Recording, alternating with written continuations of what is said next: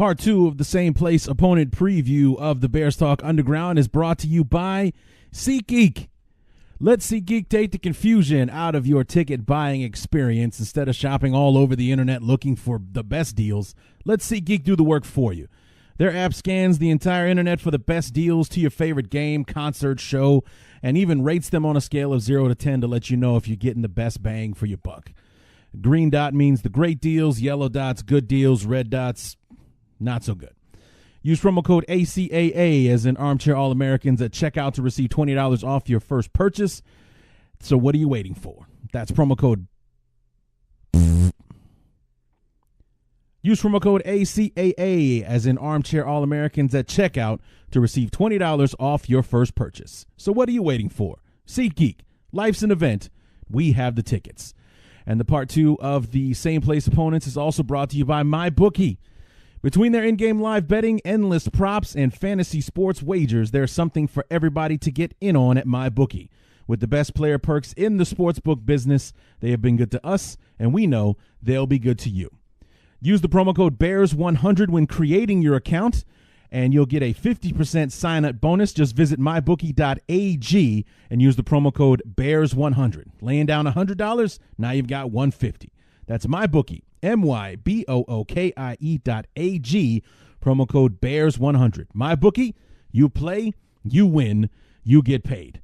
And after kicking things off the other day with Ross Jackson from Locked On Saints giving us part 1 of the opponent preview, today we bring in Brad Motter from the Locked On Rams podcast. And trust me, even though our next guest is also going to be from the Locked On Network, they're not all going to be from the Locked On Network, I promise you. So, but nonetheless, Brad, we're bringing him back. We spoke to him last year, had a great time. We called him Brad Mader, the traitor, because he is a Chicago guy that is rooting for the Rams, and we discussed that in depth on the last episode. We kind of let him go this time just because he's, when somebody's infected, what can you do? You take them out back, you put one behind the ear, and you let nature take its course. But what are you going to do? So we got Brad back. He comes in, he's going to talk to us, and we're going to get right to the interview today. We're not going to waste any time with it. I would, however, like for you guys to stick around. I'm going to take a stab at off the subject, okay? I got one little news and note thing I'm going to share with you guys, and then I'm going to take a stab at the off the subject. You're going to want to hear this. The top 5 TV shows of all time. I forget who gave me that idea, but I went ahead and I did it, and you're going to want to hear it because I think that all of you are going to be floored by what number 5 of all time on Larry D's top TV show list is. So be sure and stick around for that. But right now, Brad Motter from Locked On Rams helping us preview the 2019 LA Rams.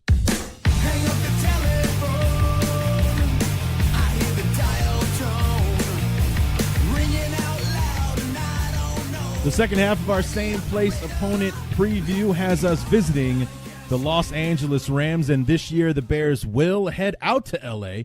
in a Sunday Night Football rematch, week number 11, to face the L.A. Rams. And, here to help me talk about the Rams and the way things finished up in 2018, the way the offseason has gone and what they're looking forward to in 2019.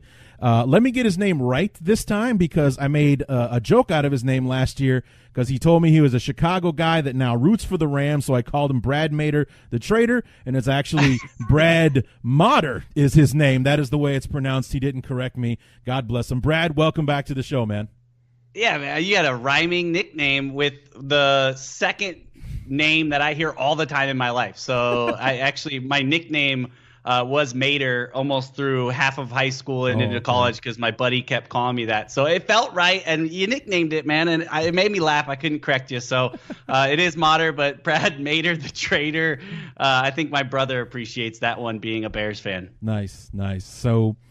So yeah, man, it's good to have you back. I've been looking forward to doing these shows, and the first 2 especially, because for the first time in a long time, my beloved Chicago Bears finished in first place, so I don't have to start these opponent previews talking to the other fourth-place finishers in the NFC. Instead, I get to talk to 2 teams that basically determine the fate of the NFC last year. First, we've already spoken with the Saints and how their season turned out and their thoughts and feelings about the NFC Championship game. So why don't we just go ahead and start there? We'll talk about the Sunday night game in a minute, but let's just go ahead and talk about the elephant in the room, the NFC Championship game. How were you feeling in the moment? How did you feel after it? How do you feel 6 months removed from it? Oh man, I mean, just even hearing the question, it's like you hear that, just that, yeah. And I can't imagine what it would sound like, him versus me. Almost, if you think like how ESPN shows a highlight and they'll have like the Alabama play call, and then they'll give the reaction of the play call from the other side. I can't imagine us being so different in how we saw everything that went down in that game, but. It was an awesome game. Right out the gate. It sucks that it was, kind of marred by the ending of that game. But the whole game leading up to it, and even the previous matchup earlier in the season with the Saints was just amazing. When these guys get together, and we're excited to see them again in week 2 and kind of get that out of the way early this season. But it was awesome game, and to come down to that play, which obviously we know we're talking about here.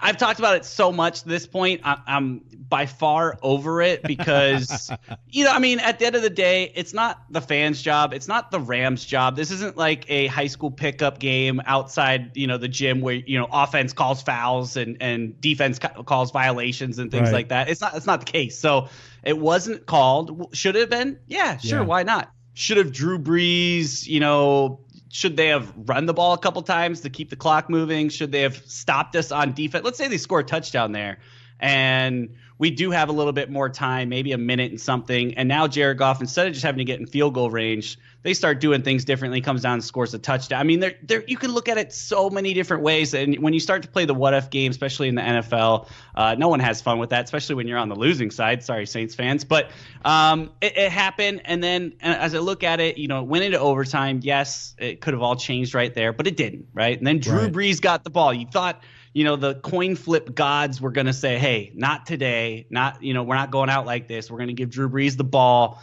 And he goes out and throws an interception. Yeah. We get the ball back. They had another opportunity to stop us. We kick a game-winning field goal. This thing is over. So they had multiple chances, even earlier in the game when, everyone thought the Rams were out of it, even before kind of climbing back into the game. Multiple opportunities. I liked hearing some of their players kind of, say, hey, this is more than just one play. Obviously, it got picked up big time, and I don't blame them. And now it's kind of funny. You see all the memes that go around, and even in the Kentucky Derby, when that whole thing happened and they eliminated one of the horses for bumping into someone, it came back into the circuit of all the stuff. So I love Nickel Roby-Coleman. I love the aggressiveness on that play. His mindset was it was a mistake. Someone didn't pick him up out of the backfield, and so he went out there. It wasn't his man, and he was like, I'm going to get there. Tried to beat the ball. And he did by hitting the man. So no call, no foul. It was amazing in our eyes to see, obviously, Zerline hit that, 55-yarder, 56-yarder, whatever it was from distance. And this is just days removed, weeks removed from your own late field goal double doink that I'm sure you've talked about many of times. And I'm sitting here, and I'll never forget, because I'm sitting here and I'm in my room. It's just me and my girlfriend watching the game, and I'm like glued to this TV. I'm already freaking out, the penalty call, everything. Got to hit this long field goal. And as the ball snapped and he goes to make the kick, she yells out, "Doink!" And I'm like, are you serious right now? You're going to hit me with a doink and the biggest kick I've ever seen right now? And she's laughing. We make the kick, and she's like, you made the kick anyway.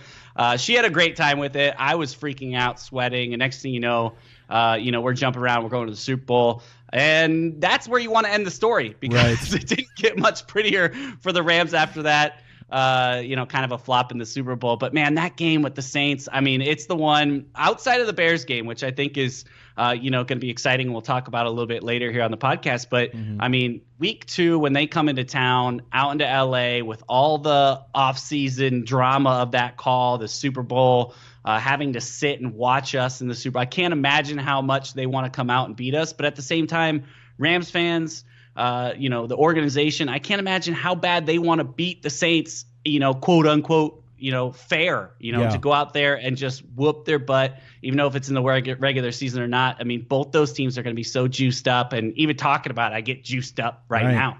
Yeah, absolutely. And, I had, the feeling was, obviously I'm basically in agreement with you. I mean, honestly, I thought it would be interesting to see the Saints in the Super Bowl against the Patriots, even though I was not looking forward to 2 weeks of being overloaded with Breeze versus Brady. Right. But it just I thought that was the better matchup, and maybe in hindsight I turned out to be right about that. But it just, the guy, like you said, it was a busted assignment. The guy went over there to save the touchdown, because if he doesn't get there in time, he probably catches the ball, walks right into the end zone, and the game may actually be over at that point. Because it was getting towards the end of the game. It was after the 2-minute warning or right before, if I'm not mistaken, and he didn't make any apologies for what he did. He made the right call. He had to stop the touchdown. So if he knew that he was going to be causing a penalty or what have you, it's on the referees to make the call. They didn't make the call, so stop your bitching. It's not his fault. He made the play that he was supposed to make. I'm sure that every defensive coach on the sideline agreed with what he did. He went in there, he made the play. He made the play that he had to make in that desperate situation to save the touchdown and let us fight another day, essentially. And they were able to take advantage of the situation. And like you said, they got the ball first in overtime. They're at home. The crowd is at a fever pitch, and Breeze throws an interception. The next thing you know, it's the Rams that are going to the Super Bowl instead of the Saints. So, I mean, I can't really argue with the way it happened. Did the Saints get a raw deal on that call? Absolutely. Did they get a raw deal in the game? I don't think so. So it's it played out the way it was supposed to. Yeah, and I just watched the Peyton Manning detail on Jared Goff in that game. And if you guys haven't seen it, I mean, I love those detail segments, especially with Peyton Manning. I know they do the Kobe one for the NBA, but he breaks down that game, and Jared Goff played just an outstanding game, even before he got going. To handle that crowd. I mean, just the fever pitch of that area. I mean, fans that go to that game, that go to that stadium every day, were saying it's the loudest we've ever heard it. And for him to kind of, third year in the league, first time in an NFC championship game, some of the throws near the end that he was making, there was one where I think he was almost getting sacked, and he throws it like sidearm as he's falling down to Tyler Higbee, and they pick up a first down. He had so many clutch moments where it kind of started as a fan base. You really started to realize that this guy can play in those games. Like, yes, there's the end of the game that may not have gone our way the next time they played, but for him to kind of be as calm as he was in that hostile environment and still be able to deliver some of the throws that he did was really encouraging for us. And I think really kind of why we went into the Super Bowl so high, kind of going, man, this guy is really taking big steps. The next step, obviously, Super Bowl. We didn't get what we wanted there, but going late into the third quarter, this thing was, that thing was a 3-3 ball game, or it was super close, shall I say, going into the fourth quarter. And there's a couple plays and a couple throws I think Jared Goff would like back. The one where, he had basically Robert Woods it was, who was that sitting wide open in the end zone that he threw it, and it was broken up. But yeah, it was encouraging as a Rams fan and as someone that covers the Rams to look at this and go like, man, this guy can do it, especially in his third year, to see how fast he went from, it was labeled a bust after year one, the first 7 games, and he just looked uncomfortable. Yeah. And, here he is going to the Super Bowl and seems a lot more comfortable on that journey there. So encouraging at none the least. Right. So, let's talk about basically the last quarter of the season. And the last time that we talked, we were previewing Sunday night matchup. It was a game that was flexed to Sunday night, so the whole country was going to be watching. Here's the marquee with two of the best in the NFC, and the real question was, would the Bears be able to answer the call? It's a December game. We're at home. It's in our elements, if you will. We got the best team in the NFC coming into town. Will the defense be able to contain an offense that just a couple of weeks ago scored 54 points on Monday Night Football?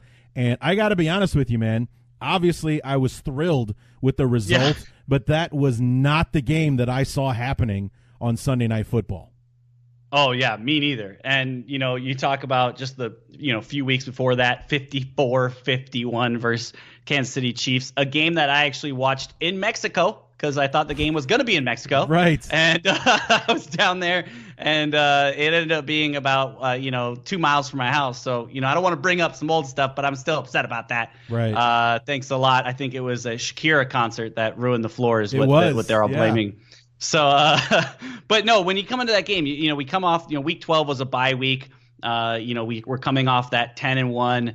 We go in and play Detroit, and we were ugly versus Detroit. And that was kind of the preliminary, if you could look at it now going, those were a few signals there that it took us a while to get going versus Detroit.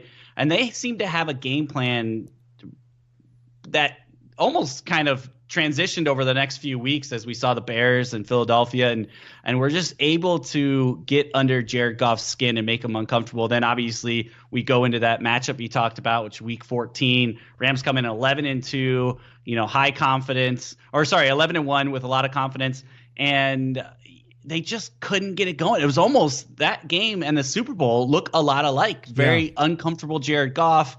Todd Gurley, a non-factor. I think he had, I just pulled up the game here now, 28 yards.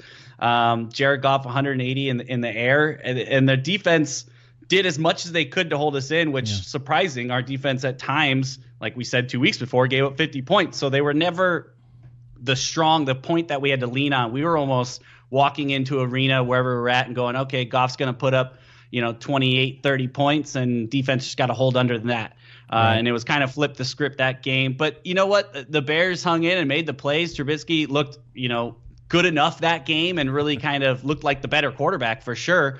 And, it just wasn't meant to be. And obviously we carried that over next week as we played Philadelphia. They came out into our stadium and laid it to us 30-23. And it was all of a sudden it was crisis in LA. What's going on? We were so hot for so long.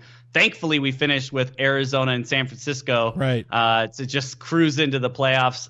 Another big part of that was, we're not sure how healthy Todd Gurley was, and even in those last couple of games, he started to get banged up. And then finally, after that Philly game, they just basically pulled him. We put in C.J. Anderson. That offense kind of changed, and we move into the playoffs with a lot more steam and kind of energy going up that way. So that was a scary moment in the season, though, because it looked like things were starting to crumble. Everything that we had built up to that point was starting to look very vulnerable. Obviously, Khalil Mack is just an impressive player and scary at all points. But you could just see Jared Goff was like, where's this guy and how do I get away from him as fast as possible? Let me throw it in the dirt. It was a tough game. I'm glad that we get it out here in LA this year. Yeah.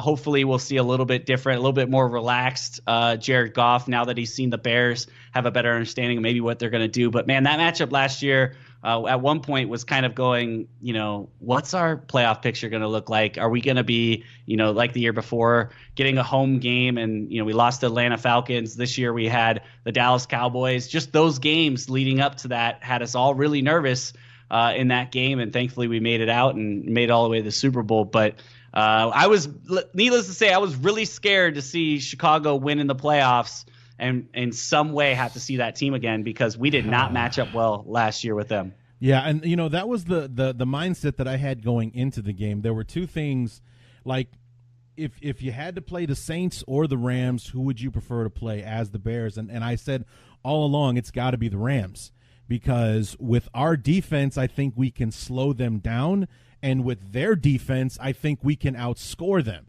This was, they just gave up 51 points to the and they won a game somehow by giving up 51 points. So if we can slow down their offense, I think we got a good shot at beating them. I didn't see it being a defensive struggle with 21 points combined between the two teams. Same. Yeah, and the other thing that I think you and I both agreed on when we did talk was my thought was that when you get two high-level teams like this that are as talented as can be, they cancel each other out in certain ways, that it's going to come down in the end to whoever makes the fewest mistakes. And granted, Mitch Trubisky threw 3 interceptions in that football game. Jared Goff threw 4 and got sacked for safety. So it's just like I ended up being right. It's like the team that made the fewest mistakes, even though we made our fair share, we were able to cause more with the Rams, and that ended up being the difference in the game. It's like overall, it was a lot of fun to watch. It was a high competition. Your defense showed up in a way I didn't know they were capable of after giving up 51 points and even 20 plus to the Lions the week before. And it ended up being like a dogfight between those two teams right down to the end, with the Bears being able to pull it out. I mean, it was my favorite game of the year for many, many reasons. But to see the Bears step up in a high-level situation like that and come out ahead was really, really encouraging as we entered the last quarter of the season. Yeah, it's funny you look at it that way. You know, the Rams, that game almost, followed by the Philly game, kind of put us into a mini panic mode of what are we going to be? We got all this way, and vice versa for you guys. It kind of put you internally as, hey, we can win the big game in the primetime slot. And, going back to the Rams, which is, kind of nerve-wracking about this upcoming year, is they played in a lot of close games. They blew out a lot of teams, obviously, earlier in the season. Arizona and Oakland got rid of them pretty quick. Even, 35-23 versus the Chargers in week 3. But almost 8 of the next 10 games were one-possession games that were really close. The Minnesota game was crazy close for us. Both Seattle games we won on a 4th down play. One was a Jared Goff sneak. One was a Russell Wilson incompletion. The Denver game at Denver was 23-20. We won that near the end. And then Green Bay, they fumbled on the kick return. Super close game. Yeah, that gift from Ty Montgomery that you got there. And then gifted him another team right after that as well. Yes, they sure did. So that's what's nerve-wracking about this team was, they'd gone through the ebbs and flows of the season. So you had some confidence they could bounce back and play well in close games. But now, as you look forward to next year, it's going, hey, you always think about things like injuries. We had another pretty solid year as far as injuries go on our offensive line was great. We missed Cooper Kupp with an injury, and Todd Gurley got banged up. We still don't know. You can't even really call it an injury because no one will really speak of what it is. It's just, Todd's knee isn't feeling so good. So we're pretty healthy in that source. So as you look, coming this year, you're like, hey man, can we win close ball games?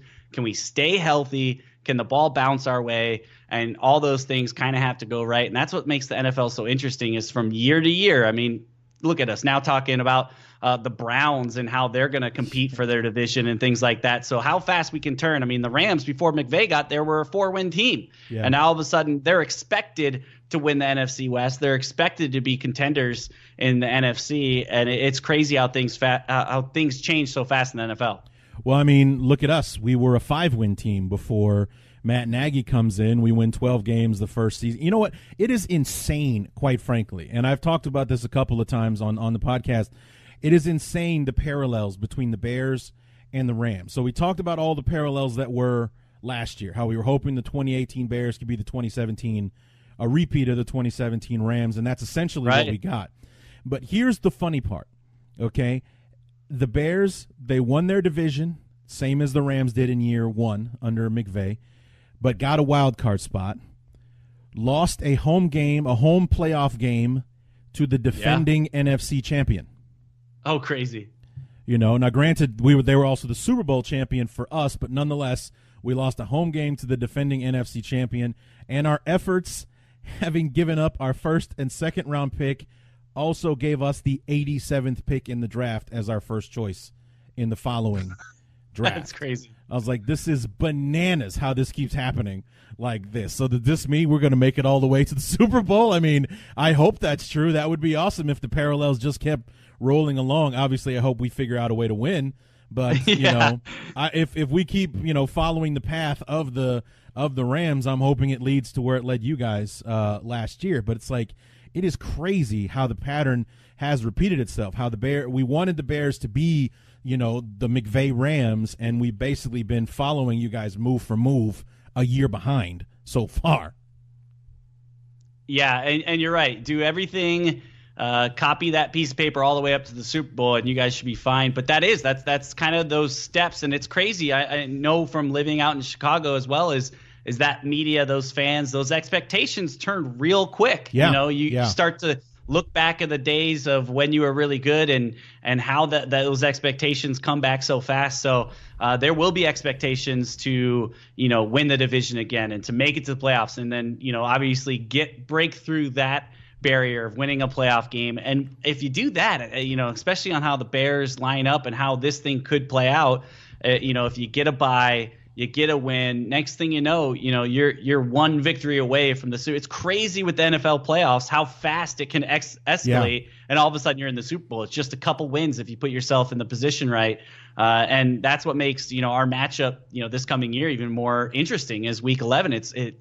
You expect now that those are going to be two really, really good teams again, and not only is it just an exciting regular season game, but could potentially work into some seeding as far as playoffs go. Yeah, and that's what's the most exciting part about it. And like you said a minute ago, you went from a 4-win team. You were happy to be in the playoffs in year one under McVay. Very much the same thing in Chicago. He went from being a 5-6-win team in 2017. And we're lucky to get those wins. It was only 5 wins. We're happy to have 5 wins with the way the team played the year before. Here comes this new coach. The team responds to him like I don't think anyone could have counted on, and they play together and they win 12 games. They make it to the playoffs, and we're happy to be here. And now it's 2019, and we're expected to go back. It's an expectation now. It's not a desire or wouldn't it be great if. It's going to be the season will be a failure if we don't.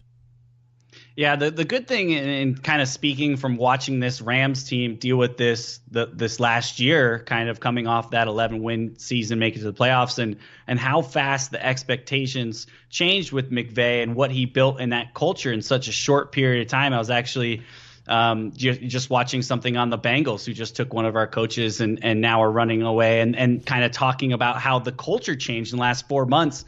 Is completely different. And Andy Dalton's talking about how excited he is to be a part of this new, exciting offense and what a culture change really can do and how fast players can buy in and how important that is, and really how they can take that momentum and move forward. It's no longer we've got players around us and you look at, oh, man, we had 8 wins last year, 10 wins last year, whatever it is. It's now it's how you prepare in the off season. It's how you come to work every day, during training camp and all that kind of builds up into this expectation for what the team is. And you can tell with the coach and organization and people that he puts around. And I think Nagy's really got it going on out there in Chicago, same as McVay out here, that they know a way to communicate with their players and be able to. It's like that old school players coach, that they get the respect. I'd rather tell him he's mad at me than disappointed. And we actually just had one of those moments here where Dante Fowler missed his plane to come into OTAs, and McVay's like, I'm not mad at you. I was a little disappointed, and all of us were like, oh, he said disappointed. Oh, that's got to be like that. He did that purposely. He kind of said like, I'm cool with it. He talked to me, but I was a little disappointed. And it was like, oh man, like. And that's the kind of culture. And from talking to some of the people in the organization with the Rams, and they were talking about how Fowler has really accepted his role on the team. And that was one of the reasons why they wanted to kind of give him that 1-year deal, almost a franchise tag, without technically franchise tagging him. And, that he's really bought into this system, and a guy that joined us week 10 or whatever it was last year, and now getting the opportunity to get a whole offseason and kind of contribute, that there's something special with these organizations and how the coaches have really built it and their expectations. But I think it's not only the fans, it's really the people inside that building that, 8 wins isn't good enough anymore, that they want to play meaningful football late in the season, and they've got the talent, they got the coaches. And like you said, these two programs kind of mirror each other pretty well, which really makes for awesome football for us to cover. Yeah, absolutely. I mean, and like I said, and I hope this is something that we can count on year in and year out, is that our teams are part of the discussion when it comes to the road to the Super Bowl that goes through the NFC. And it's going to be fun this year to watch it. I can't wait to see these teams. Like we started OTAs last week, and Nagy up to his old tricks again. He turned the first day of OTAs into field day. He broke the team up into teams, and they ran like relay races, and they were playing all kinds of different games. Like they didn't lift weights, they didn't run sprints, they didn't do anything like that. They had fun. They had a bonding exercise essentially for the first day of OTAs and everything. And it's all anybody could talk about afterwards. Like this is the kind of stuff that Nagy does. Like Clinton Dix, who was a rival of ours in Green Bay, signed a 1-year prove-it deal for nothing to come to Chicago because of the culture that he's heard about, with the Bears and all that kind of stuff. He's like, $3 million as opposed to Adrian Amos, who's got his job in Green Bay now, who's got $9 or $10 million a season. He's like, I'm willing to take less for a chance to, be a part of this and, maybe be a part of it longer, and kind of thing. And all of a sudden it went from being like the Siberia of the NFC to being a destination. This is where teams want to play, just like the Rams. Under Fisher, nobody wants to go there. You go there when you need a job and they're willing to give it to you. Now, you're happy that the Rams would even give you a look and, happy to sign a 1-year deal just to be part of it, kind of like the Patriots on the AFC side. Yeah, it's kind of fun watching these guys. I mean, you talked about Clinton Dix and joining there on a 1-year deal, and just looking at, getting Clay Matthews and Eric Weddle on, for pennies on a dollar, basically. And Weddle was basically said he was thinking about retirement. He was like, I'm ready to walk away. And then I saw what Sean McVay was doing, and really, it almost sounds like he signed a contract just so he could hang out with McVay every day. Like, he's had nothing but awesome things to say about, the football type of mind that he is. And it is crazy how that can really – it takes you from that, 8 to 10 win team that we keep referencing to over the top when you start getting players that are going to take less money, that are going to come out there and do the 1-year prove-it deals because they want to have an opportunity to play for that coach or play in this system or play in an environment like that. So it is fun to watch. It's fun to be a part of because there are those days, like you mentioned, and that, the Chicago Bears, you'd rather go and see if you could sneak on with the Packers or someone else in that division. Even Minnesota was scooping up talent for a long time. Yeah. And now here we are, Los Angeles, Chicago, swarming up some talent, becoming a place to play. I mean, Kansas City's one of those places, except for now there's so much noise coming out of there that I think they don't want to go there. Yeah. With all the trouble that is coming out of there. But, you see some young talent, some young coaches. It's really refreshing for the NFL, who's got, no knock on Bill Belichick because he knows exactly what he's doing, and Sean Payton. But there's kind of this fresh feel of the NFL, and there's a lot of players that would prefer to go and be a part of those coaches than kind of the old school coach. So unlike the NBA where there's 5 megastars and everyone's trying to fight for where they're going to be at, the NFL has a lot of talent that can spread out. And just when you think one team has created a super team, all of a sudden, you see a couple shifts in it and it gets exciting again. So I'm excited for both these teams and really high expectations for both these teams, which is scary. Yeah. I mean, you talked about it. You hope that we can do this for a long period of time as we start talking all these wonderful things and all this great karma. But it could happen like that where, you lose your quarterback or you lose your star defensive player, and all of a sudden you are kind of scrapping some pieces together. So you hope that it sounds, it looks as good as it sounds. But right now, the way that it is, angling up is that these two teams should be, in a good spot for 2019.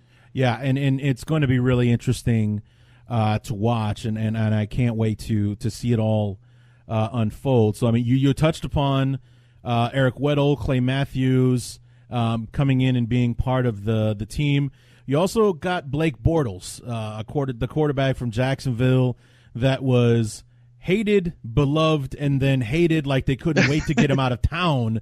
And now he comes to Jacksonville, goes on the opposite end of the country. This guy was a Florida boy pretty much his entire life. Now he's on the other coast. He's with the Rams. He's behind Jared Goff. There's no pressure. All he has to do is sit back and learn and get ready just in case. And, what's the early word on Blake Bortles so far, if there is much of one? Yeah, not much of a word yet, but I will say this. I absolutely love Blake Bortles for the character that he is, the personality that he brings to this team. And I saw an interview with him the other day where he was talking about he bought a Tesla when he moved to L.A. in hopes that he would stop chewing tobacco, that he wouldn't have to go to the gas station anymore and get chewing tobacco because this Tesla would never have to fill it with gas. And they're like, did it work? He's like, well, no, now I just drive my Tesla to the gas station and get a can of dip. Like he's just, and that's the type of dude he is. He's just kind of like, he's like a cooler version of a Jay Cutler, which by the way, I've kind of watched, my girlfriend's got me in this Keeping Up with the Cavaliers or whatever it is. And Jay Cutler poor bastard. I know. But the thing is, I've actually I've liked Jay. I understand him more. I'm like, I get him now. Like on the field, You always felt like, oh, this little prick Jay Cutler, what's he doing? And but now you understand, like, that's just who he is, and you're gonna have to accept, And but no, so that's kind of the Blake Bortles is he's just has this really fun vibe about him, and I think he adds to our quarterback room. And we had Sean Mannion there last year, who, I mean, if Jared Goff goes down, we're in a big hurl of trouble, because I mean, Sean Mannion looked terrible in the preseason, but he's just really a bland personality. I think adding him in is going to really kind of loosen up Jared Goff a little bit more if he's not already. But and like you said, no pressure. Got a quarterback back there he can develop with McVay, and hopefully his plan is to then re-release himself in a year and see if he can get out there and do some things. But we'll see quite a bit of him, because Sean McVay, notoriously known for not playing his starters in the preseason. So we'll get 4 games of Blake Bortles,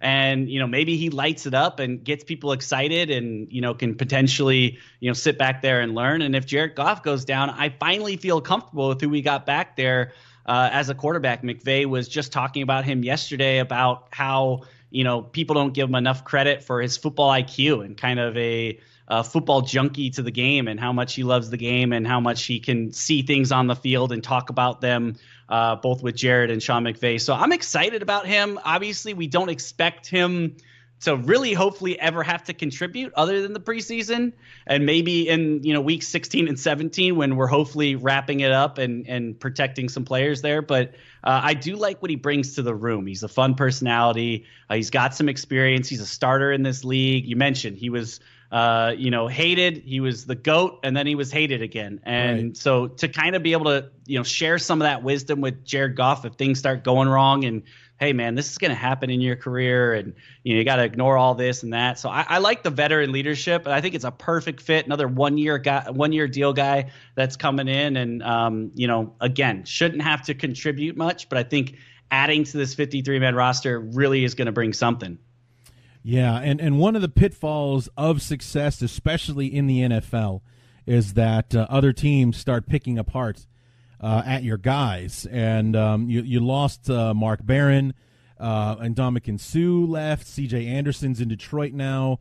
Roger Saffold went off to Tennessee. Not to mention, and the joke was, anyone who's shared a cup of coffee with Sean McVay got a head coaching job this year. What effects has that had on the team, and what holes did you guys have to fill, or what's not as strong now than it was a year ago because of the rest of the NFL wanting to get a piece of your success? Yeah, I think that's got to be like on the cover of my resume, is once shared an Uber with Sean McVay, or something to that nature, and just try to get a job out of that, because you're right, man. He's really, I mean, to see a guy that's been a year going into his 3rd year, and he's got, a coaching tree already. It's like, what? It's crazy. He's got 2 head coaches out there already.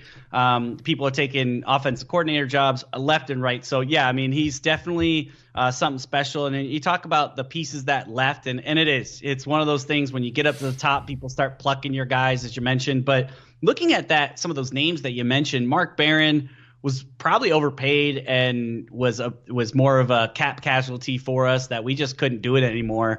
Had some productions, probably his best games coming near the end of the season, but wasn't the best of tacklers, wasn't the best in coverage, and was getting paid a lot of money. So I think we're fine there with him. Suh, 1 year fill-in, another guy that didn't really play until the playoffs. Started calling him Playoff Suh, which is never a good nickname if you're nothing the first 10 games. And he wasn't nothing. He definitely helped up, stuff up the middle, but we gave up 5 yards per carry on the ground, and Aaron Donald had 20 sacks. He had 4. You hope that if a guy like Aaron Donald's next to you, that you'd fall into a few more sacks than 4 sacks. But so he didn't really live up to his $14 million. So, best of luck down there in Tampa Bay. But I think we're better for not having him on the roster. The one guy we're going to miss is Saffold. He was, basically next to Whitworth. That left side of our line was so consistent, so reliable, veteran to the team, the longest tenured Ram up to that point, and now it's Johnny Hecker. But he was a guy that we were just hoping there was a way, but the Rams just they overspent with the Todd Gurley extension, the Brandon Cooks extension, and obviously Aaron Donald extension leading into last year. Plus, next year they're going to have some more money. They're going to have a bunch of money coming up, but they've got Jared Goff. They've got Marcus Peters that they may extend.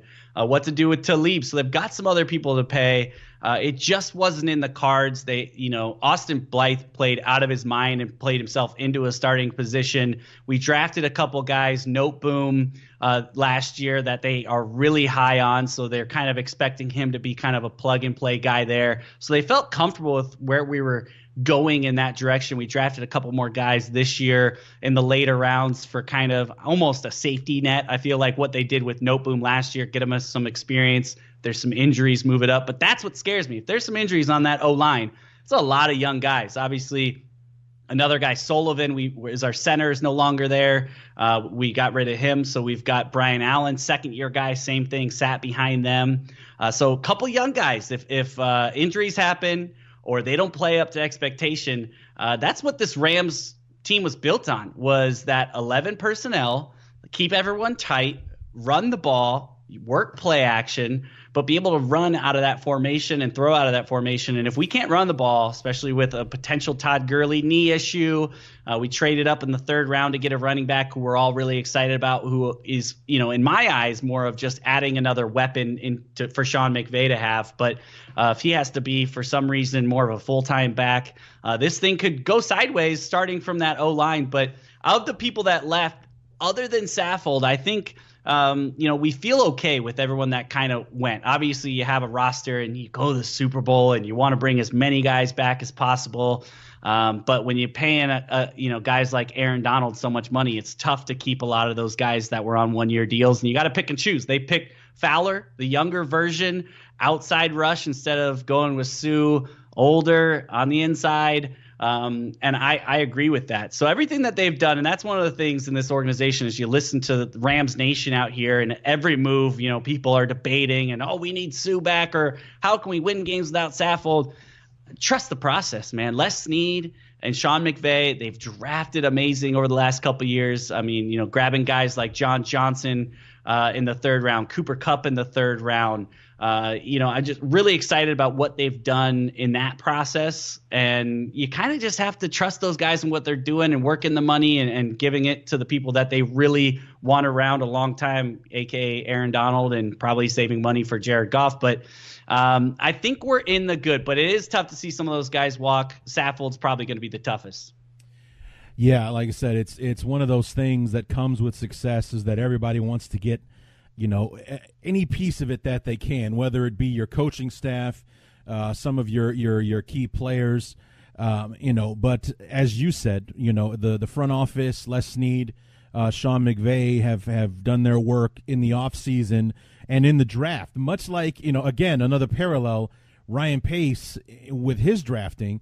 Adrian Amos, that just got big money to sign with the Packers, was a fifth-round pick for us. Bryce Callahan, who was our nickelback, he got hurt in the game against you guys, actually. He signed a big money deal with Denver. He was an undrafted free agent. That's your GM and his scouting department getting the job done there. So if you're finding guys in the third round, I think your trade in the third round sparked our trade in the third round. You guys traded up to get Darrell Henderson, the running back out of Memphis.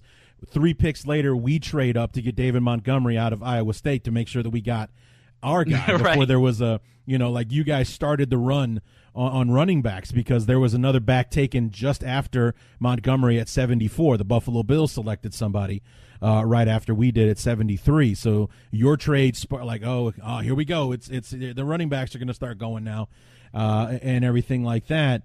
And as you touch on.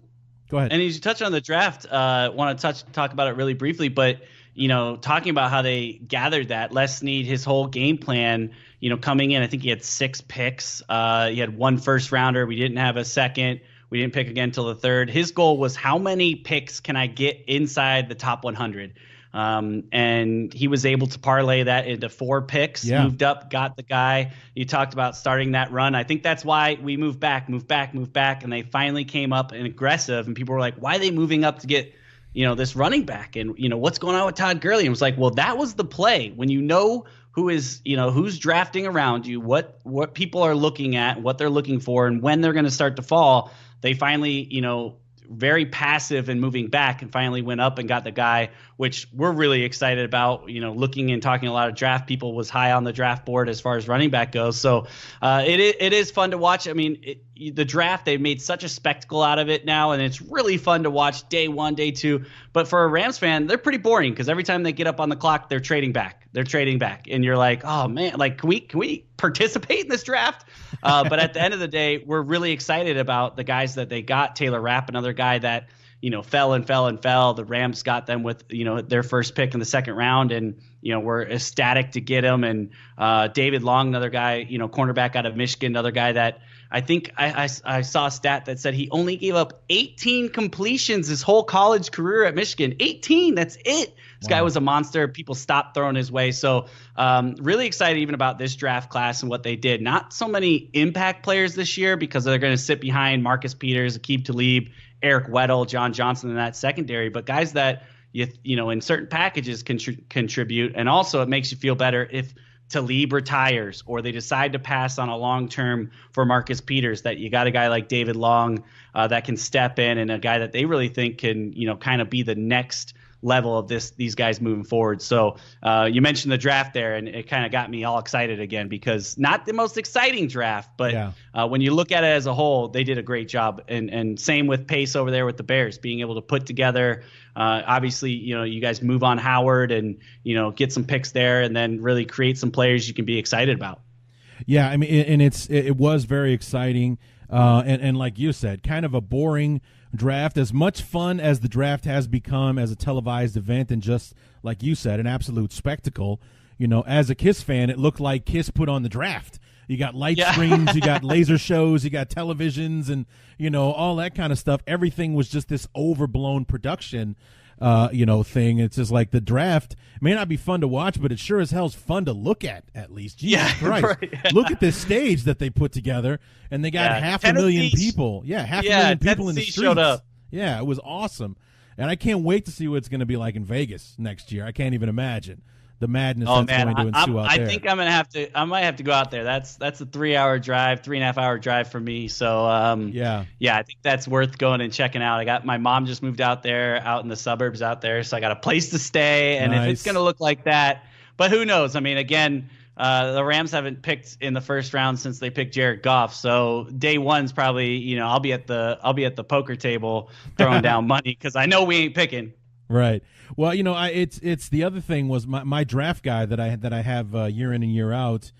He's draftcountdown.com. This is guy. It's 365. He lives the draft, and on draft day, his Christmas day, if you will, it's Fortress of Solitude. It's him by himself watching the draft. He's got his own boards that he's putting together. When I asked him what his plans were for next year, he's like, yeah, I might have to go out there. It's in Vegas. It's the draft. I mean, talk about Christmas in April to be able, for him especially. So we'll have to see that whole Vegas thing makes it a lot more interesting than people are giving it credit for. It's like it's the NFL draft, but it's also Vegas. So what kind of madness can we get ourselves into out there? I'm also interested to see if those college kids can keep themselves out of trouble leading up to the draft. Yeah, that's going to be that agent babysitter. Yes, absolutely. Weekend. Just lock them in the hotel room, give them some room service, and throw the key away. Don't let that guy go anywhere. His future begins tomorrow, and he's not screwing it up. So,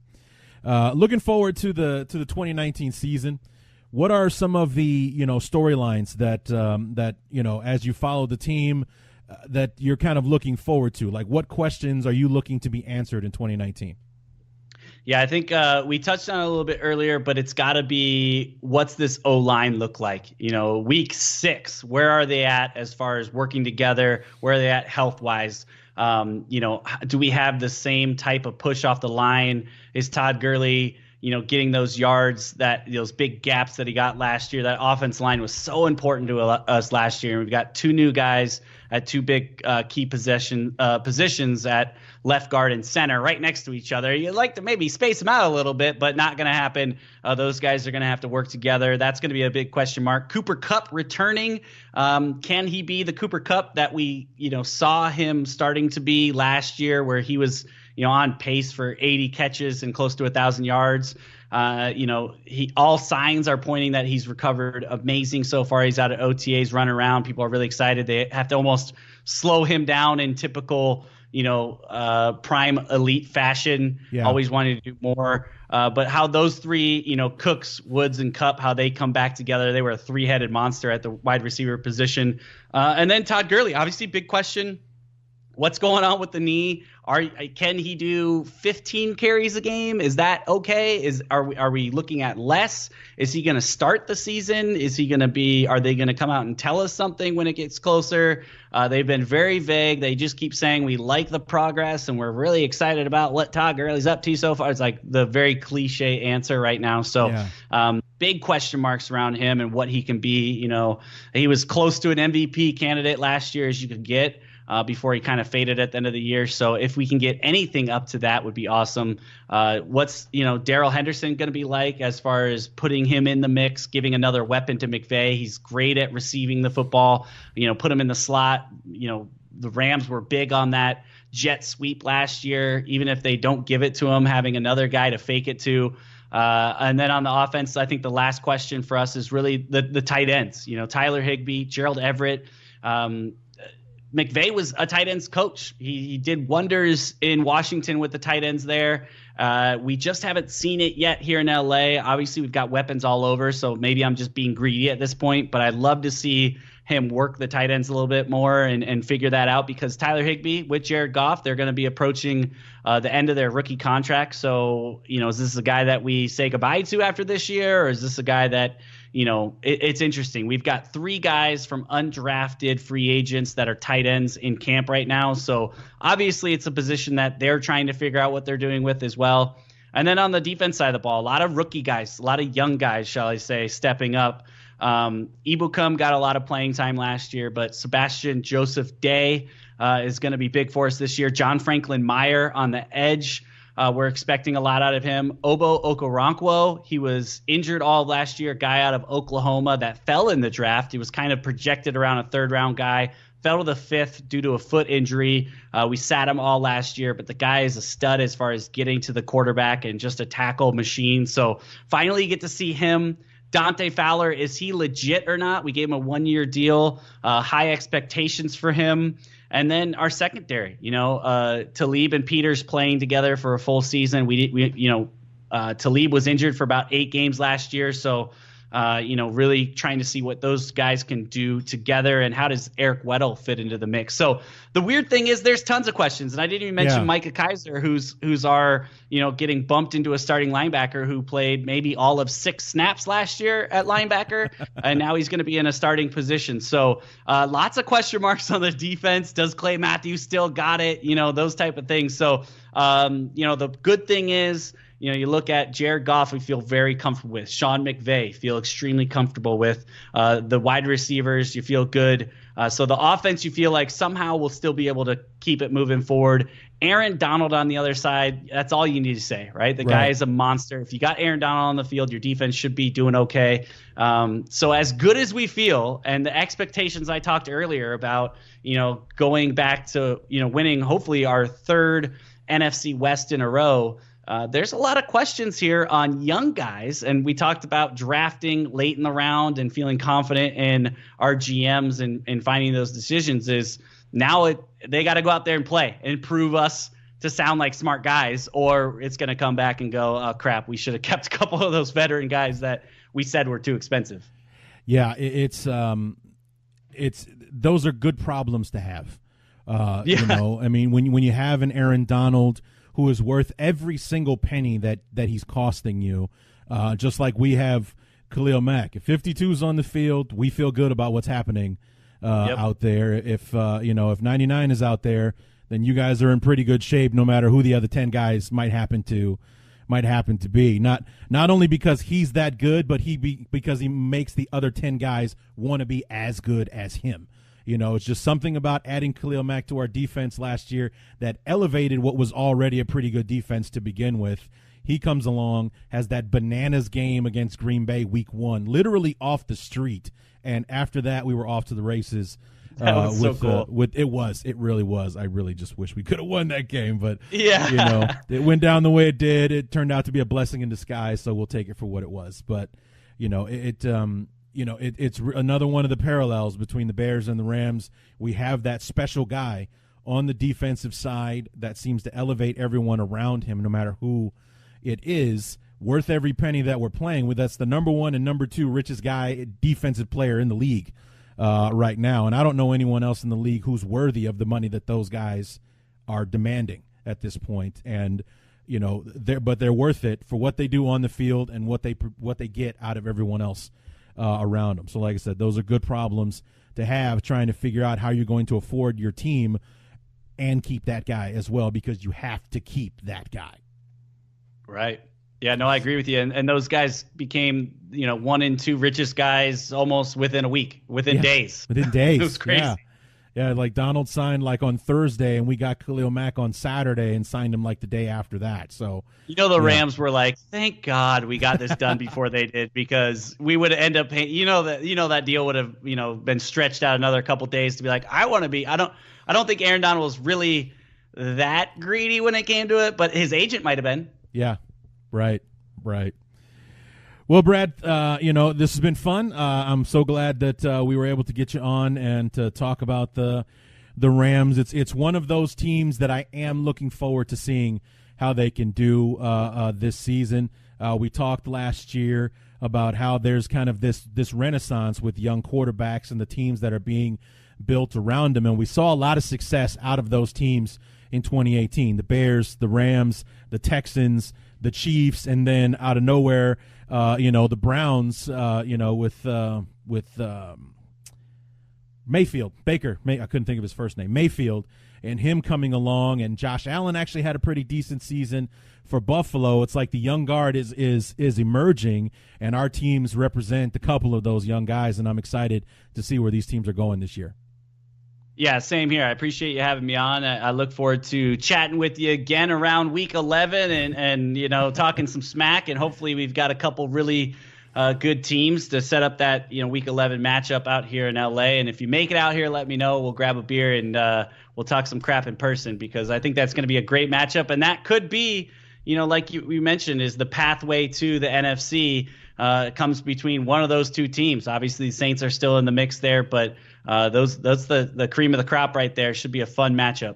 Yeah, looking forward to it. Brad, thanks so much. Where can we find you? Where can we find the show and everything that you do? Yeah, you can check me out on Twitter, LA_RamblingBear. Also, Locked On Rams. Locked On Rams is a daily show covering the Los Angeles Rams on the Locked On Podcast Network. So check that out. We do it Monday through Friday, and I know you guys are Bears fans, but if you ever want to see what's going on, a peek across the country, come and check me out over at Locked On Rams. Yeah, I'm you're a Chicago guy, man. I still can't wrap my head around what happened there, but we'll take it for what it is. And I know that when you're not rooting for LA, you're rooting for the Bears. I'm hoping to see success out of the Rams, so we'll just agree to part ways on that. How does that sound?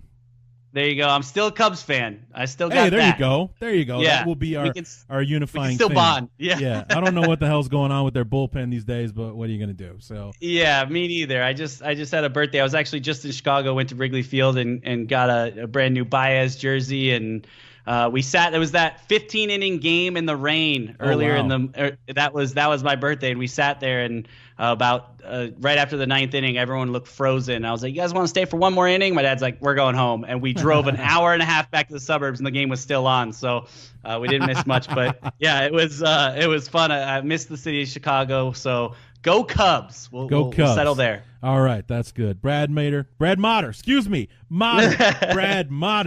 Thanks so much for coming back on, man. We'll talk to you real soon. All right, take it easy.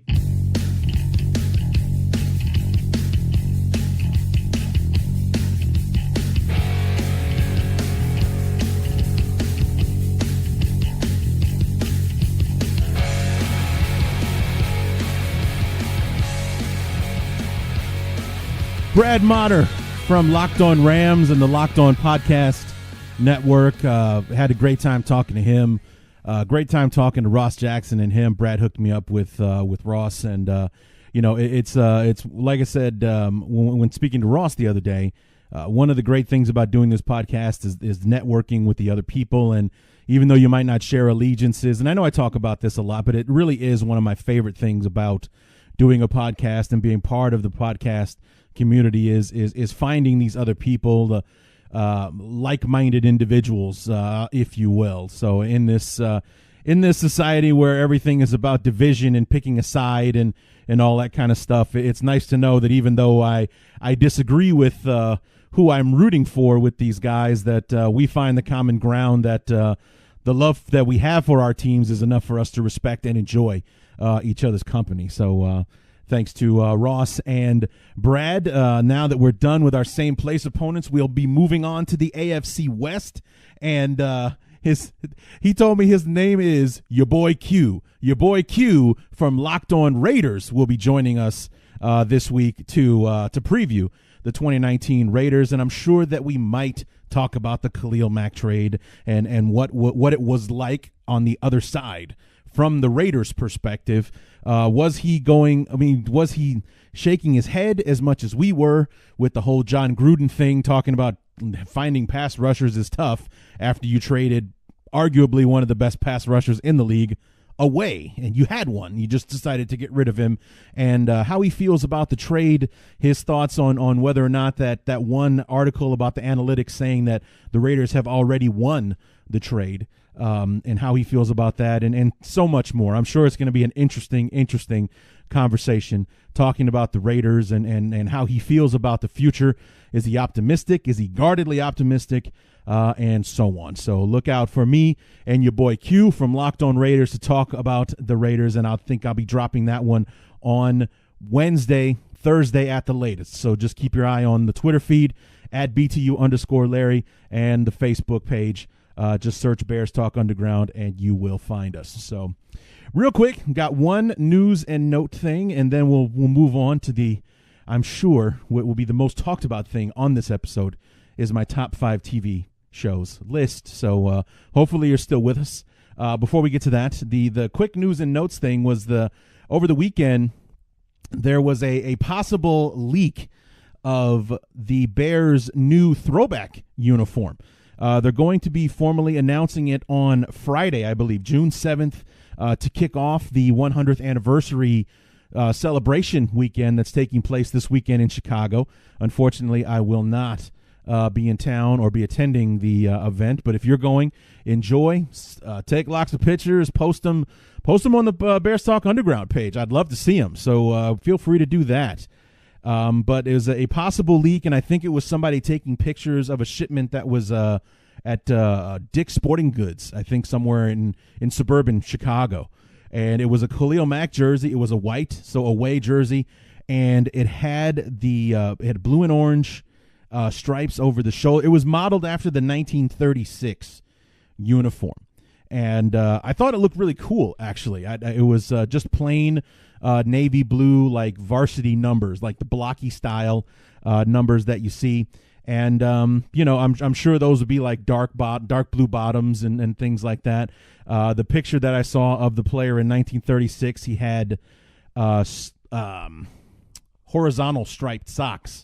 Not vertical that go up and down, but horizontal that go side to side. We'll see how that turns out, if the socks will be a thing. But we get to find out Friday for sure if this was confirmation of the leak. Did somebody get ahead of themselves? Maybe they shipped the jerseys too early, or Dick's Sporting Goods just has untrustworthy employees. So we'll have to wait and see on that. But the pictures are all over Twitter. I'm sure you can find them somewhere.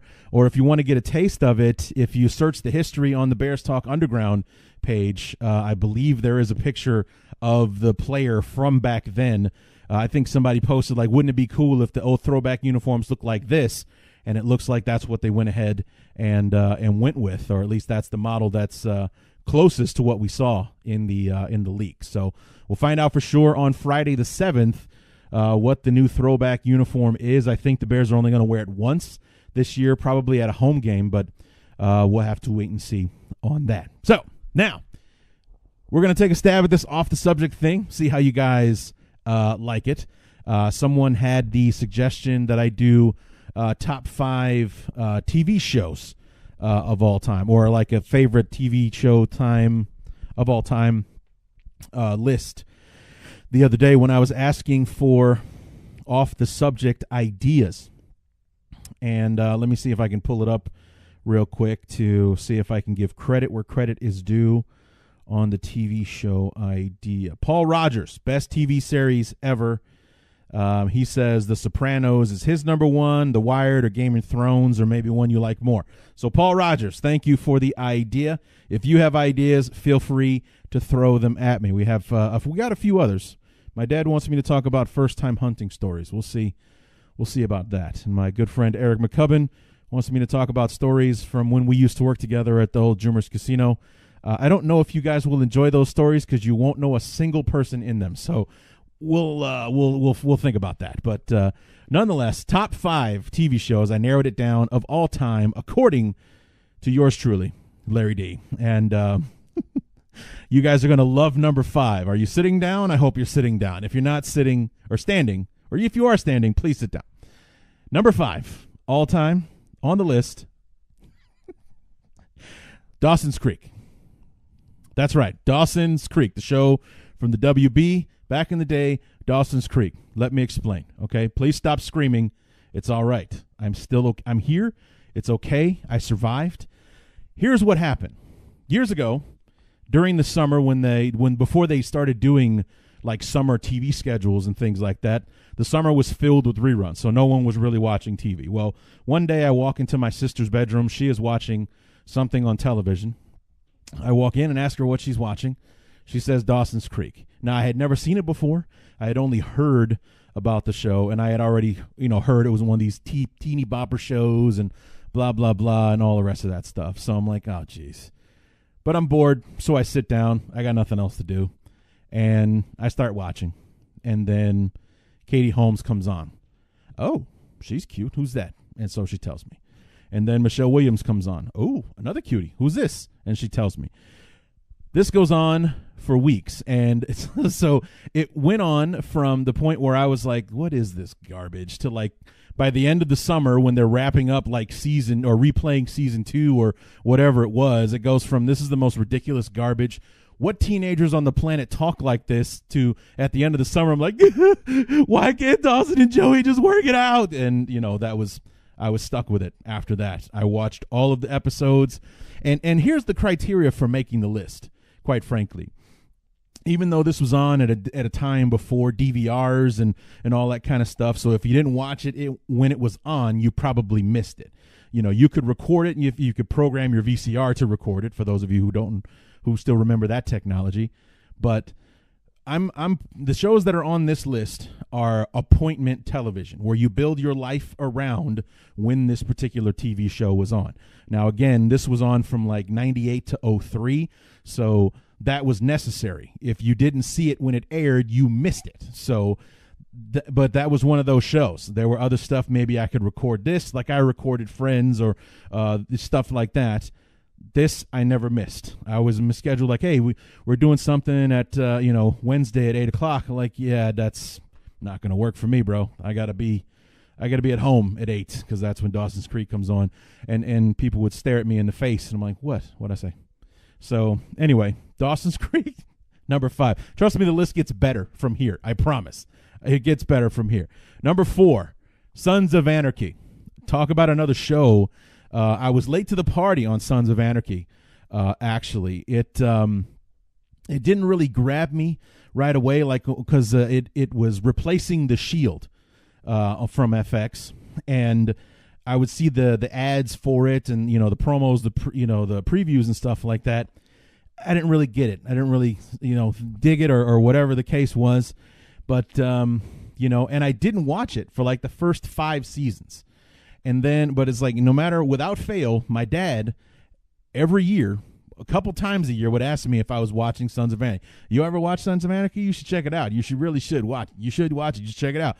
And then it started showing up on Netflix, and I was unemployed for a stretch, so I had nothing else to do. So I sat down and I started binging the show, and I was absolutely hooked on it. And I finally got caught up midway through season 7. So I got through the 7th and final season. I was able to watch week to week with everyone else. But, from start to finish, that is one of my favorite shows of all time. Like I said, late to the party, but I'm glad I finally joined. It is definitely one of the best shows I've ever seen. Number 3, we just mentioned a second ago, The Shield.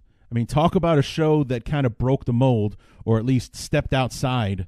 That definitely colored outside the lines. It was one of the very first shows that featured cursing on television, even though it was airing in those hours where it's okay.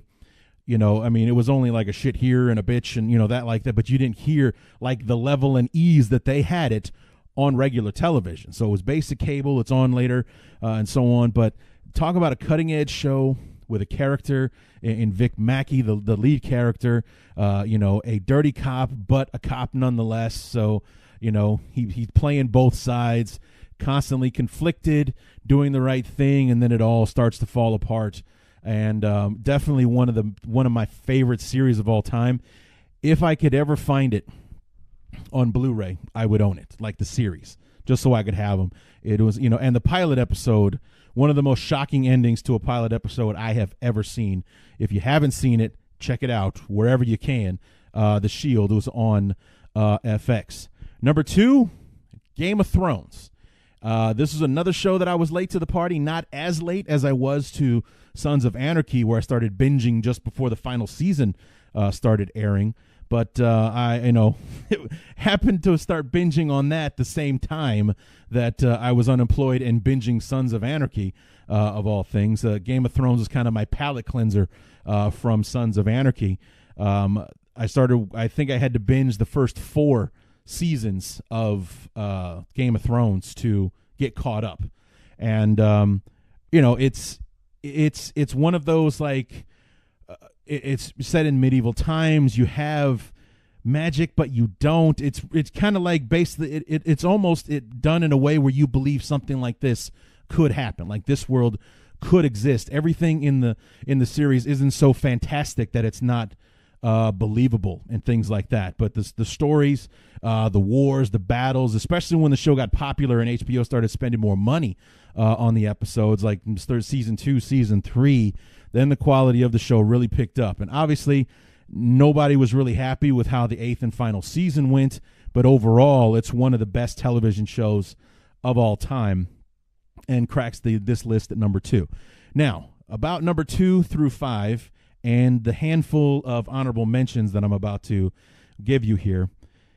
Catch Me on a Different Day, The Wind Blows in a Different Direction, and these shows can be shuffled around. Even some of the honorable mentions might make the top 5 if you catch me on a different day. But number 1 will always be the same, and I'll get to that in just a second. The honorable mentions on the list, The Sopranos. The reason that this makes the honorable mention list and doesn't crack the top 5 is because I haven't seen the entire series. I know how it ends. I've seen a bunch of episodes in between, but this show was on the air at a time that a lot of the time I didn't have cable, so there was no way for me to watch it. It was before streaming, so I couldn't, like when I was unemployed when I was watching Game of Thrones, but I had my dad's HBO Go password, so that's how I was pulling that off. And, there are a lot of episodes in The Sopranos that I probably haven't seen. I caught most of the last season, but not all of it, that kind of thing. If I happened to be at my dad's house when The Sopranos was on, then I was watching it, and I, for the most part, understood what was going on. But I think there's like an entire season that I never saw. But everything that I did see, I loved, and that's why it cracks the honorable mention list. I'm sure if I watched it from start to finish one day, which is something I still might do, it would probably crack the list. Another show on the list from back in the day, Quantum Leap. That was one of my absolute favorite shows when I was a kid. I was absolutely heartbroken when they decided they weren't going to make any more of those. Law & Order was on the air for 20 years. I think I got in about season 9 or so and never missed it after that until it finally died a death several years ago now. Lost. I don't know why everyone hated the finale of Lost. I loved it. It was a great show. Not strong enough to crack my top 5, but one of my favorite shows of all time. Star Trek, The Next Generation. Not a Star Trek guy, not even that really big on sci-fi, but there was just something about Star Trek The Next Generation. I never missed an episode once I finally discovered it. Another show in the honorable mentions, a current show, Billions on Showtime. Amazing show. Love that one. Grey's Anatomy on ABC, and Scandal, another one of the TGIT shows. I mean, Grey's Anatomy, that's just a solid show. So, and those are all my honorable mentions. That's 2 through 5. The number one show of all time, according to Larry D and no one else, 24. The absolute greatest television show in the history of TV. Season 1, just a nonstop. Well, actually, all the seasons were a nonstop roller coaster. That was kind of like the idea. It was such an innovative idea at the time. And what was so crazy about the show was that it did a lot of things that had never been done before when season 1 came out in 2001. The first thing was it was going to be a show that was shown in real time. That's the concept of the show. It's a 24-hour day, 1 hour at a time in real time. And so that was something that hadn't been done before. The other thing, which has had an effect on television going forward, was the person starring in it. Kiefer Sutherland, who was known mainly as a movie star at the time. And it used to be that when a movie star went to star in a television series, that their career was suffering in some way or another, that they had failed somewhere. Maybe they had too many box office failures. So in order to keep a paycheck coming in and a roof over their kid's head, they started doing TV series and things like that. Kiefer Sutherland just fell in love with the project. He did the pilot and was kind of hoping that it wouldn't get picked up, and that it did. So he was in for the first season. It becomes a smash hit, and in my opinion, one of the greatest shows of all time. The best season of the series, season number 5, was actually won the Golden Globe or the Emmy, or actually I think it won everything for Best Drama Series for 2005, I believe is when it aired. Something like that. Season 5, easily the best season. For hardcore 24 fans will agree with me when I say the odd-numbered seasons were the best ones. Season 1, the day that we follow the Democratic presidential primary in California. Season 3 with the virus and the oh God, such a great season. Season 5, trying to solve the assassination of a main character. I don't want to spoil it for anyone who hasn't seen. Season 7 was the first season back after almost 2 years because of the writers' strike. So that show kind of suffered and had like almost a 2 full year gap between the last season ending and season 7 premiering. And then season 9 was the half season that they did about 5 years ago, where they did 12 episodes, and just amazing. So they did 9 seasons altogether. I actually never watched the 24 Legacy show because Kiefer Sutherland wasn't in it. They didn't have any of the old characters from it. So to me, it felt like a different series, and I never really got into it. But Kiefer Sutherland, Jack Bauer, one of the great TV characters of all time. And, watch season 1. And if you aren't absolutely hooked by the ending of the first season, has an ending that basically showed that this show did not follow the rules. It did not follow the rules, much like The Shield on FX did not follow the rules, anything like that. 24 is the greatest show of all time. And I can just picture him right now, that meme of that guy and the sign in front of him keeps changing. 24 is the greatest TV show of all time. Prove me wrong, I guess, or something like that. Would be me sitting behind that table with the coffee cup. Prove me wrong. Tell me 24 isn't the greatest show of all time. Some of you mentioned, like Paul Rogers mentioned The Wire. I have watched The Wire. It is easily the most overrated television show of all time. And I think that the problem there being is, surprise, surprise, I was watching it during my little unemployment stretch, and I had been hearing for years that this was the best television show HBO had ever made. This was one of the best television shows of all time. The characters, the stories, the drama, blah, blah, blah, blah, blah. So I gave it a chance, and I was expecting the greatest television show of all time, and that's not what I got. So there were a lot of really great characters in the show, but I was mostly unimpressed. I watched every single episode. I think there were only like 4 seasons, maybe 5 or something like that. I watched every single one. I didn't really care for it, to be honest with you. I was kind of hate watching it towards the end, just trying to get through it. I was not a fan of the show. I really wasn't. So I completely disagree with anyone who puts The Wire way up on their list. I think it's the most overrated show I have ever seen in my life. So somebody might feel that way if they decide to jump into 24, especially since it's 2019. The first season came out in 2001, and the technology then and all that kind of stuff. So maybe it doesn't age that well, to be completely honest. But I was hooked. It's every episode would end with some kind of cliffhanger to where you couldn't wait for next week's episode to come, and they were just so brilliant at it. And like I said, the best seasons were the odd-numbered seasons. 1, 3, 5, 7, and 9 rank higher than 2, 4. And 2, 4, 6, and 8 were good seasons. It was quality television. Season 6 is probably the worst season out of all of them if you had to rank them. But as far as like exceptional, cannot wait for next week, oh my God, can you believe that, and all that kind of stuff, I got people hooked on 24. I was in from day one on that show. I decided to give it a shot just because of how unique it was. And like I said, Kiefer Sutherland being a movie star, doing a TV show, now everybody does it. Everybody does it. And I think what kind of really drove it home, I mean, it took a while, but when Kevin Spacey did House of Cards on Netflix, that's when the whole thing exploded. But when people saw the success that Kiefer Sutherland had with 24, you kind of started seeing it more. Like he was the seed, and it grew from there.